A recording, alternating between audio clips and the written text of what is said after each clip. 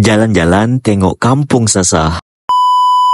Apa khabar ikat semua? Semoga ikat dalam keadaan sihat-sihat ya. Sekarang ni kami nak ajak ikat tengok suasana di kampung Sasah. Pernah tak dengar nama kampung Sasah? Atau baru kali ni dengar nama kampung Sasah? Jom ikut kami. Kampung Sasah masuk di dalam wilayah Desa Sekanah, Kecamatan Lingga Utara, Kabupaten Lingga, Provinsi Kepulauan Riau. Jadi kampung Sasah merupakan salah satu kampung yang ada di ujung utara Pulau Lingga. Karena selepas ni di depan sana tu dah tak ada kampung lagi. Jadi bisa dibilang kalau di ujung utara tu inilah kampung terakhir. Oh ya, ada tak ni orang kampung Sasah yang nonton video kami? Kalau ada, cuba Ika tinggalkan komen Ika. Mana tahu kan ketika kami berkunjung ke sini, Ika ada terpandang kami, cuma nak menyapa takut salah orang. Kalau Ika nak tahu, kami pun baru kali ni lah sampai di kampung Sasah. Karena sebelumnya kami cuma sampai di kampung Tregeh. Kampung Tregeh pun kalau tak salah baru 2 kali. Karena penasaran dengan suasana kampung Sasah, makanya kami menyempatkan datang ke sini. Sekaligus kami nak tunjukkan ke Ika kalau kampung Sasah tu macam gini rupanya. Kalau kita tak pergi kan kita tak tahu macam mana suasana kampungnya. Memang kampung Sasah ni cukup luas kerana bukan semua sampai di depan ni. Di depan sana tu masih ada kampung lagi.